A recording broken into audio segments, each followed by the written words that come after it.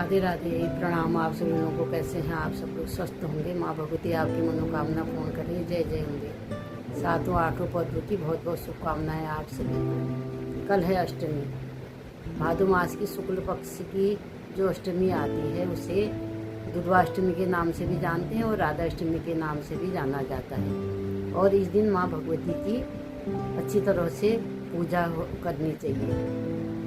और सबसे पहले तो हमें षोडशोपचार पूजन करना चाहिए माँ भगवती का, और विधि विधान से माँ भगवती की हमें पूजा करनी चाहिए। और उसके बाद फिर जो हम दुबड़ा जो लाए हैं उसको हमें अच्छी तरह पूजा करके गले में बांधनी चाहिए, क्योंकि ये सुहाग का प्रतीक माना जाता है। इसको कल के दिन लगाया जाता है। और उसके बाद जो हमने बिरुड़े भिगा रखे हैं वो बिरुड़े माँ भगवती को चढ़ाए जाते हैं, और विधि विधान से हमें कल के दिन पूजा करनी चाहिए। और कोई भी अष्टमी है, शुक्ल पक्ष की है या कृष्ण पक्ष की है, अष्टमी के दिन माँ भगवती की विधि विधान से पूजा करनी चाहिए। और जैसे उसमें लिखा भी है, देवी पूजी पद कमल तुम्हारे, सुर नर मुनि सब होए सुखारे।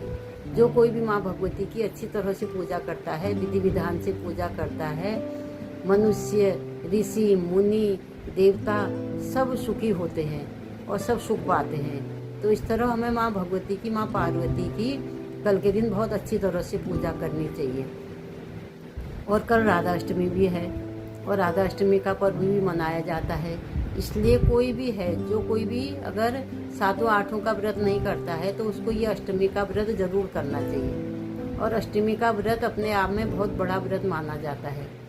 और अष्टमी का व्रत में माँ भगवती की पूजा होती है। और हमें इस दिन पाठ भी करना चाहिए। जैसे देवी अथर्व शीर्ष है, श्री सूक्त का पाठ है, और दुर्गा कवच है, ऐं ह्रीं क्लीं चामुंडाय विच्छे, इसकी एक माला कर सकते हैं। तो अगर हम सब पाठ नहीं करते हैं तो एक पाठ हमें कर लेना चाहिए।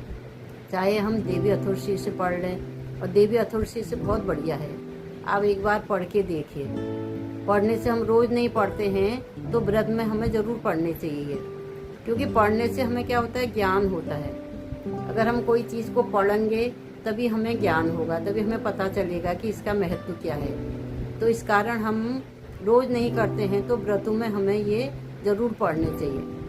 इस तरह से हमें कल के दिन बहुत अच्छी तरह विधि विधान से पूजा करनी चाहिए। अगर आपको मेरी जानकारी अच्छी लगती है तो आप मेरे वीडियो को शेयर करें, लाइक करें, और मेरे चैनल को सब्सक्राइब जरूर करें। धन्यवाद।